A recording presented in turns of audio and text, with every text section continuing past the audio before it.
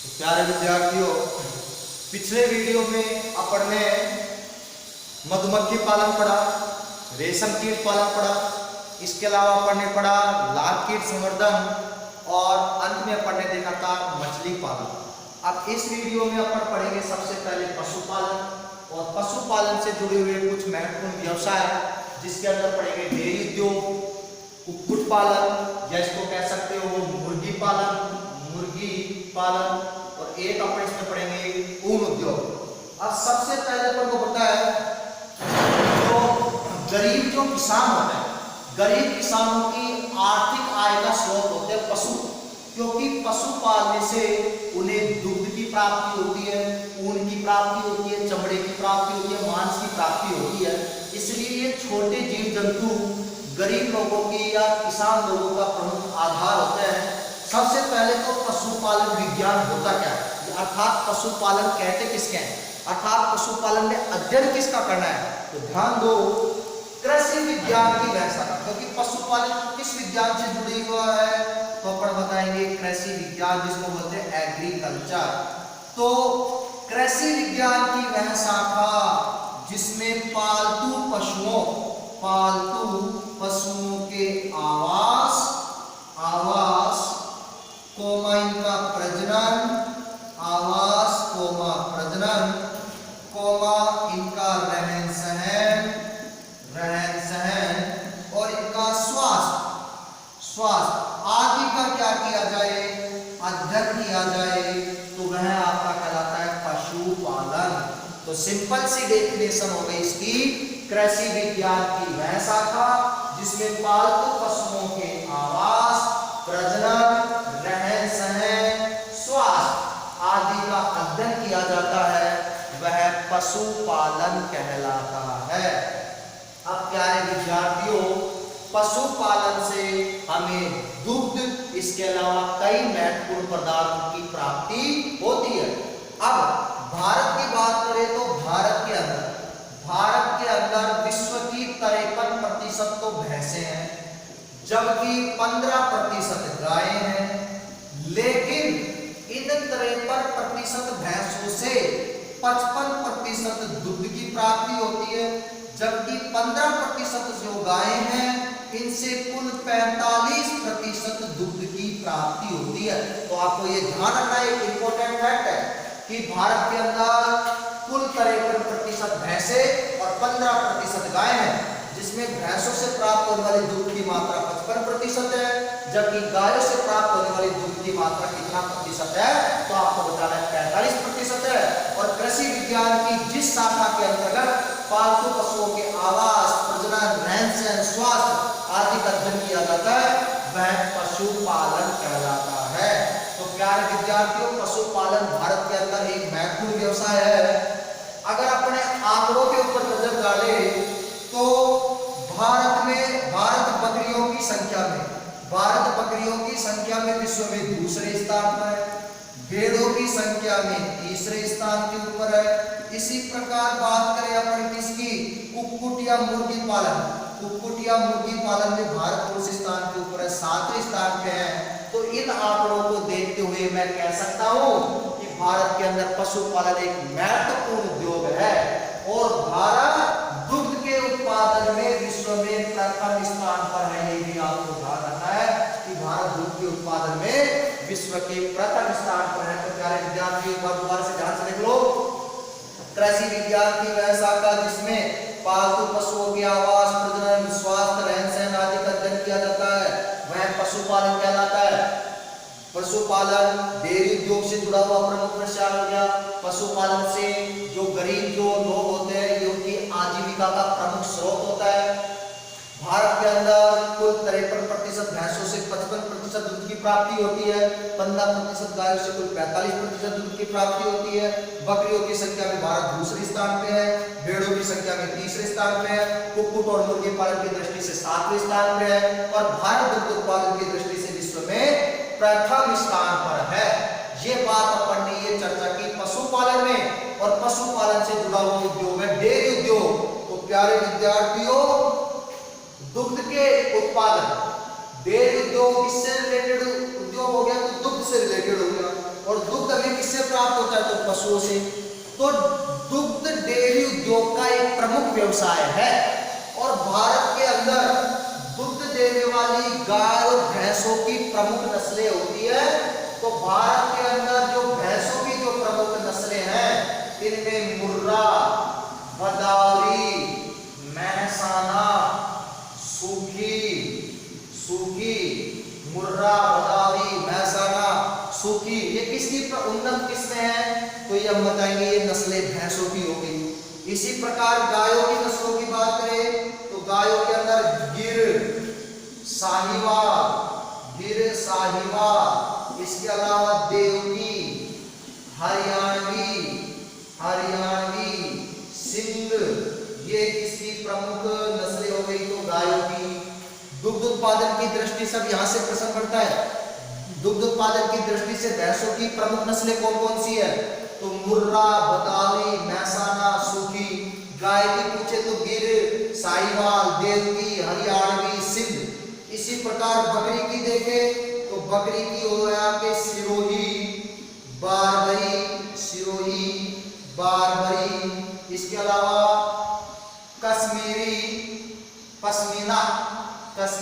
पश्मीना, इसके अलावा जमुनापरी, ये आपके बकरी की प्रमुख नस्लें हैं। तो प्यारे विद्यार्थियों, भारत के अंदर भैंसों की पूछी जाए तो आपको बताना मुर्रा, भदावरी, मेहसाना, सूखी। गाय की पूछे तो गिर, साहिवाल, देवकी, हरियाणवी, सिंध। और बकरियों की प्रमुख पूछे तो सिरोही, बारबरी, कश्मीरी, पश्मीना और जमुनापरी। तो ये कुछ प्रमुख दूध देने वाली गाय, भैंसों की, बकरियों की नस्लें हैं जिनसे भारत के अंदर दूध की बहुत ज्यादा मात्रा के अंदर क्या होती है? पूर्ति होती है। इसलिए भारत विश्व के प्रथम स्थान पर दूध के उत्पादन की दृष्टि से। अब अपन देख रहे हैं कुक्कुट पालन या मुर्गी पालन। तो अब कुक्कुट पालन या मुर्गी पालन प्यारे विद्यार्थियों, अंडे के लिए और चिकन जिसको अपन बोलते हैं मांस।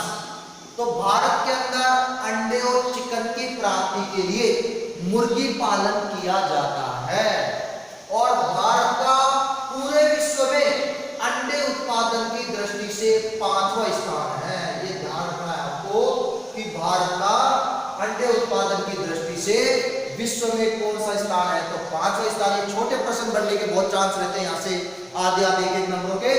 तो अंडे चिकन की उत्पादन के लिए प्रमुख रूप से कुक्कुट पालन या मुर्गी पालन किया जाता है। भारत का विश्व में अंडे उत्पादन की दृष्टि से 5वां स्थान है। अब मुर्गी पालन के लिए मुर्गियों को स्वस्थ आवास उपलब्ध कराना बहुत जरूरी है। इनका आवास सुरक्षित स्थानों पर होना चाहिए। और जो मुर्गियों का जो प्रमुख भोजन होता है उसमें गेहूं, जौ, बाजरा, इसके अलावा अनाज के टुकड़े, ये इनका प्रमुख क्या हो गया? भोजन। इसके अलावा इनको पौष्टिक आहार भी उपलब्ध कराया जाता है। तो कुक्कुट पालन के अंदर आपसे सीधा प्रश्न बनता है कि अंडे व चिकन के लिए बताओ किसका प्रमुख रूप से पालन किया जाता है? तो कुक्कुट पालन का। अंडे उत्पादन की दृष्टि से भारत का विश्व में कौन सा स्थान है? तो आपको बताना है 5वां स्थान है। और इनका जो प्रमुख जो भोजन होता है वो होता है गेहूं, जौ, बाजरा, अनाज के टुकड़े। इनका आवास सुरक्षित स्थानों पर बनाया जाना चाहिए। अब ऊन उद्योग के अंदर अपन बात करें तो प्रमुख रूप से बात करेंगे उत्तरी भारत की। तो उत्तरी भारत के अंदर ऊन उद्योग के लिए किसका पालन किया जाता है? तो भेड़ों का, क्योंकि भेड़ों से सर्वाधिक मात्रा में ऊन की प्राप्ति होती है। तो उत्तरी भारत के अंदर ऊन प्राप्ति के लिए किसका पालन किया जाता है? तो हम बताएंगे भेड़ों का पालन किया जाता है। अब ऊन का जो रंग होता है वो किसके ऊपर डिपेंड करता है? भेड़ की प्रजाति पर। ये भी आपको ध्यान रखना, जिस भेड़ की प्रजाति जिस प्रकार की होगी उसके ऊन का रंग भी उसी प्रकार का होगा। तो ऊन का रंग भेड़ की प्रजाति पर निर्भर करता है। अब राजस्थान, बात करेंगे राजस्थान की। राजस्थान पूरे देश के अंदर ऊन के उत्पादन में कौन सा स्थान रखता है? तो अपन बताएंगे प्रथम स्थान। तो राजस्थान ऊन उत्पादन की दृष्टि से पूरे देश के अंदर प्रथम स्थान रखता है।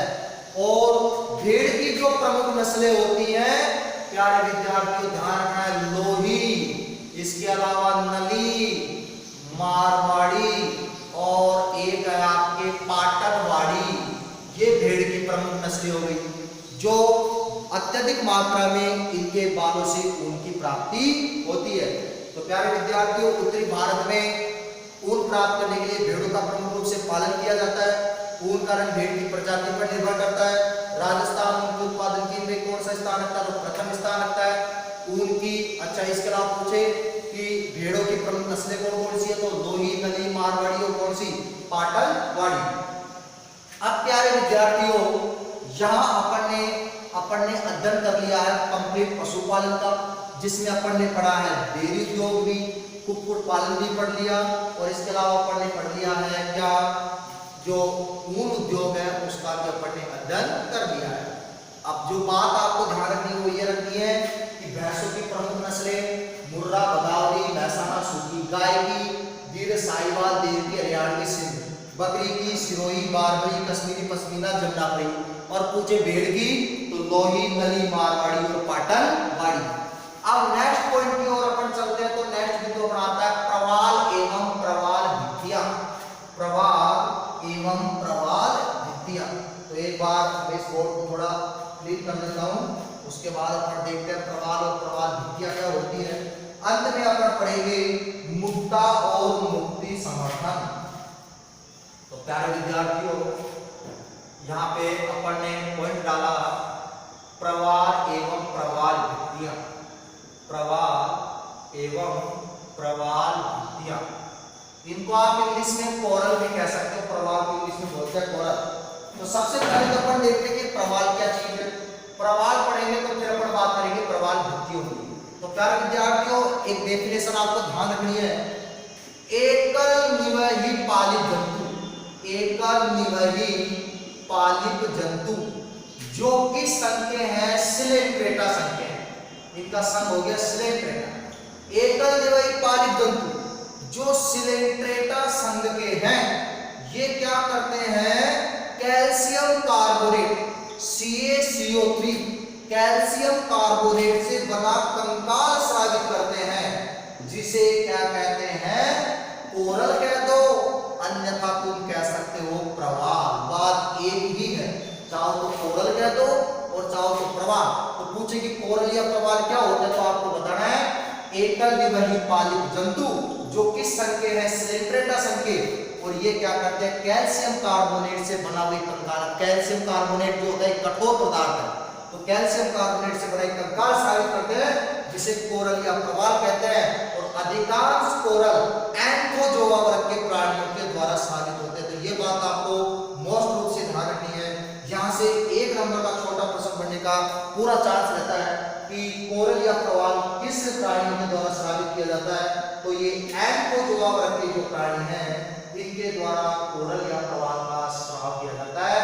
तो एकल निवही पालित जंतु जो सिलेंट्रेटा संघ के हैं, ये कैल्शियम कार्बोनेट से बना कंकाल जो स्रावित करते हैं, उसे ही हम कोरल या प्रवाल कहते हैं। और अधिकांश कोरल या प्रवाल एंथोजोआ वर्ग के प्राणियों के द्वारा स्रावित किए जाते हैं। अब अपन बात करते हैं प्रवाल भित्तियों की, कि भाई ये प्रवाल भित्तियां क्या है। तो प्यारे विद्यार्थियों, प्रवाल भित्तियां अपन को देखने को मिलती है समुद्रों के अंदर। अब इसकी डेफिनेशन अपन कैसे देंगे? तो इसमें लिखेंगे निवही पालिप, निवही या पालिपों के लगातार मुकुलन से। लगातार मुकुलन, मुकुलन क्या है? तो आप सबको पता है कि मुकुलन एक अलैंगिक जनन की विधि है। तो निवही या पालिपों के लगातार मुकुलन से समुद्र में चूनेदार चट्टानों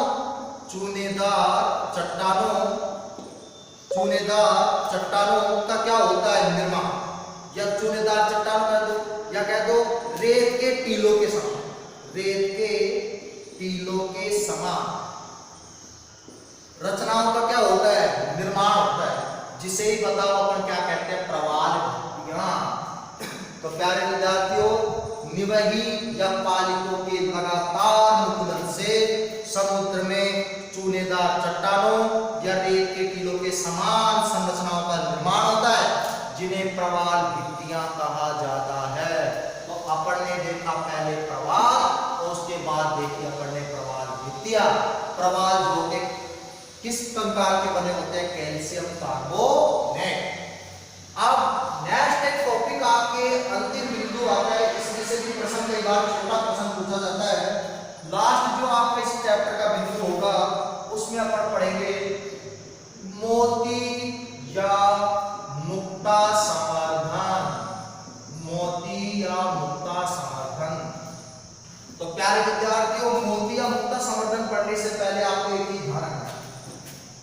जो मोलस्का संघ है, मोलस्का संघ के जो जंतु होते हैं ना, ये मानव के लिए अत्यधिक क्या होते हैं, महत्वपूर्ण होते हैं।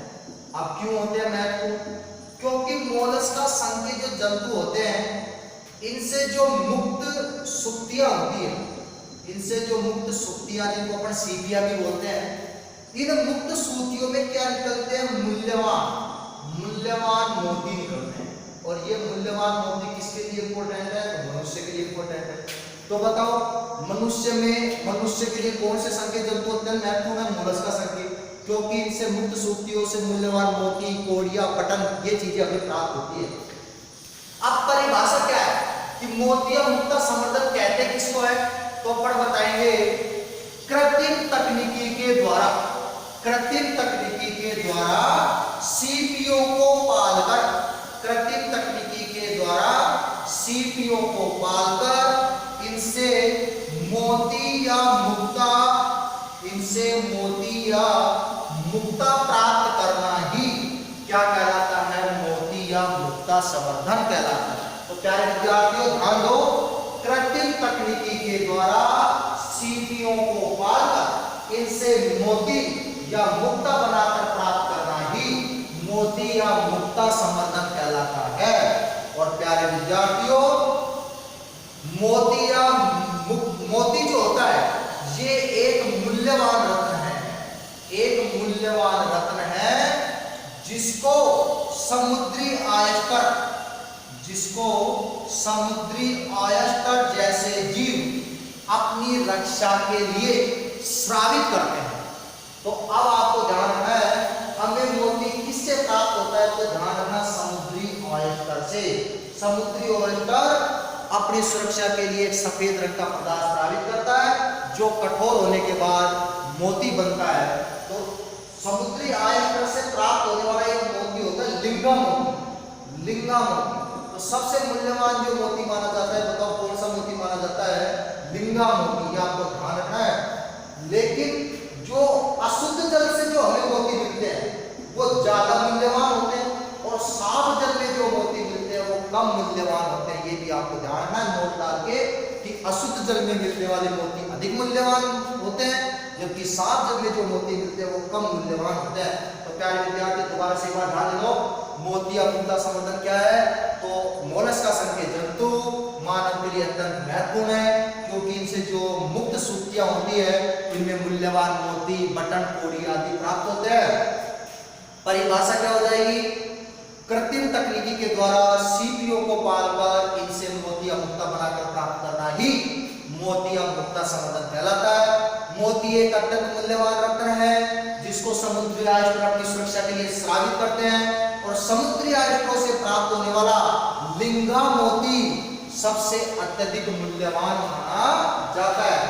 और सीपियों को पालकर इनसे मोती प्राप्त करने की जो तकनीकी है, ये सबसे पहले जापान में विकसित हुई है। ये भी आपको ध्यान रखना है कि कृत्रिम तकनीकी के द्वारा सीपियों को पालकर इनसे जो मोती प्राप्त करने की तकनीकी है, सबसे पहले किसमें विकसित हुई है, तो आपको बताना है जापान में। अब प्यारे विद्यार्थियों, इस चैप्टर का सबसे अंतिम बिंदु का अपन अध्ययन करेंगे। उस अंतिम बिंदु का जो नाम है वो है आपके जंतुओं के अन्य उपयोग।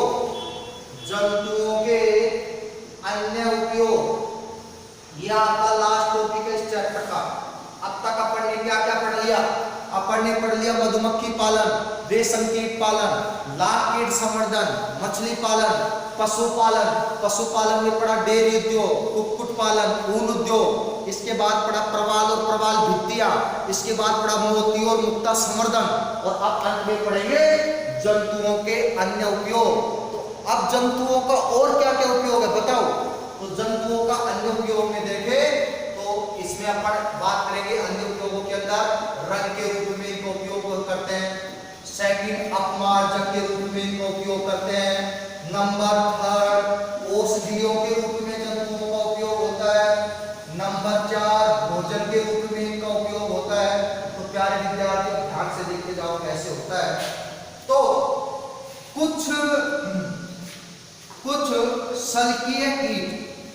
सल्कीय कीट जो किस पर रहते हैं, कैक्टस पर। कुछ शल्कीय कीट जो कैक्टस पर रहते हैं, इनके सूखे शरीर से दो रंग प्राप्त होते हैं। एक का नाम है टैनिन और एक का नाम है कोकिनोल। तो प्यारे विद्यार्थियों, कुछ शल्कीय कीट जो कैक्टस पर रहते हैं, इनके सूखे शरीर से टैनिन व कोकिनोल रंग प्राप्त होते हैं और इन रंगों का उपयोग किसमें किया जाता है, सौंदर्य प्रसाधन में। इनका उपयोग सौंदर्य प्रसाधन में। तो अब सीधा प्रश्न आपसे पूछता है कि सौंदर्य प्रसाधन में बताओ किन रंगों का उपयोग किया जाता है, तो आपको बताना है टैनिन और कोकिनोल। किससे प्राप्त होते हैं, ये शल्कीय कीटों से प्राप्त होते हैं जो कैक्टस पर रहते हैं।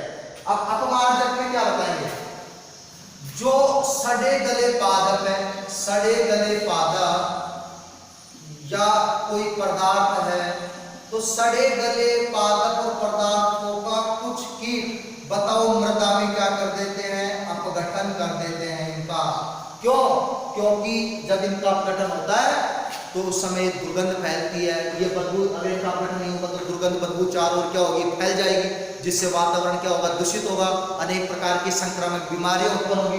तो कुछ कीट सड़े गले पादपों का मृदा में अपघटन करके इन्हें नष्ट कर देते हैं, अतः इनको क्या कहते हैं, अपमार्जक। जैसे फॉर एग्जाम्पल में बात करें तो जैसे दीमक है, तिलचट्टा है, तो ये ऐसे कीट है जो सड़े गले कार्बनिक पदार्थों का क्या कर देते हैं, अपघटन। तो अतः इनको बोलते हैं अपमार्जक। अब औषधि की बात करें तो प्यारे विद्यार्थियों, आपको ध्यान देना, औषधि के अंदर यहां से आपके 2-3 पॉइंट बनेंगे। तो सबसे पहला पॉइंट आपका ये बनता है औषधि में मधु कह दो या कह दो शहद। भाई मधुमक्खियों से प्राप्त जो मधु या शहद है, इसका उपयोग बताओ किसको ठीक करने में किया जाता है, अल्सर को। इसी प्रकार कोचिनील कीटों से प्राप्त कार्मिनिल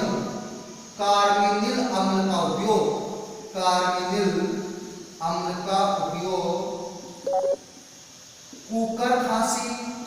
कुकर खांसी, इसके अलावा चेहरे व सिर की तंत्रिका पीड़ा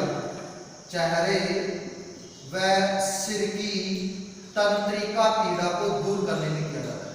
तंत्रिका पीड़ा को दूर करने में किया जाता है।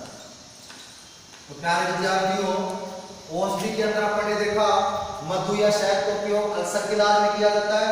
इसके अलावा कोचिनील कीटों से प्राप्त कार्मिनिल अम्ल का उपयोग कुकर खांसी, इसके अलावा चेहरे व सिर की तंत्रिका पीड़ा को दूर करने में किया जाता है।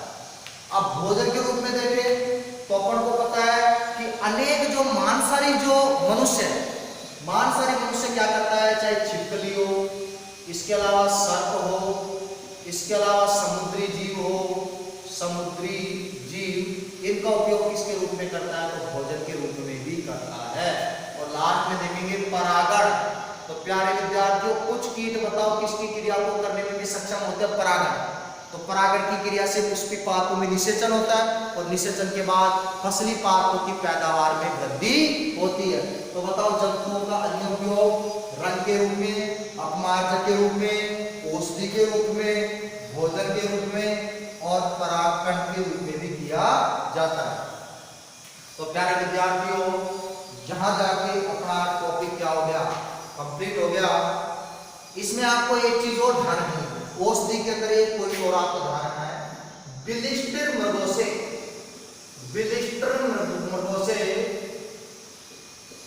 प्राप्त होने वाली एक औषधि का नाम है कैंथाराइडिन। इस औषधि का उपयोग बालों को झड़ने से रोकने में किया जाता है। तो सीधा प्रश्न पूछ सकता है कि बालों को झड़ने से रोकने में कौन सी औषधि काम आती है, तो कैंथाराइड किससे प्राप्त होती है, तो ये बिलिस्टर मृगों से प्राप्त होती है। तो प्यारे विद्यार्थियों, अपना ये 15वां चैप्टर आज यहाँ पे कंप्लीट हो गया है। पहले 2 वीडियो में अपन ने पादपों का आर्थिक महत्व पढ़ा और अंतिम 2 वीडियो में अपन ने जंतुओं का आर्थिक महत्व पढ़ा है। तो मिलते हैं अब नए चैप्टर के साथ। थैंक यू, धन्यवाद।